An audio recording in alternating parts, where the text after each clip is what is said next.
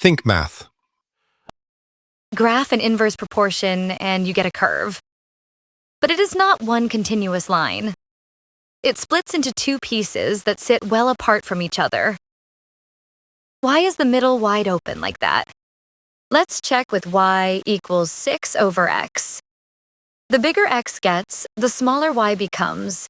At x equals 100, y is a tiny value. But however big x gets, y never reaches 0. It closes in on the axis forever without ever touching it.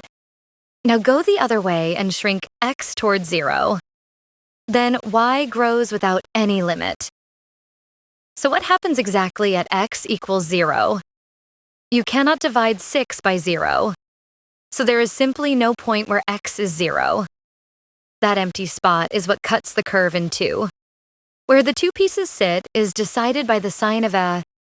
If a is positive, x and y must share the same sign, so the curve settles in the upper right and the lower left.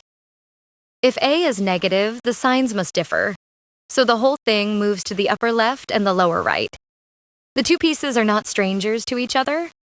If the point 2, 3 is on the curve, then -2, -3 is on it too. Flip both signs and the product is unchanged. So the two pieces face each other exactly across the origin. So, an inverse proportion graph splits because you cannot put 0 in for x. The sign of a decides where the two pieces sit, and they face each other across the origin.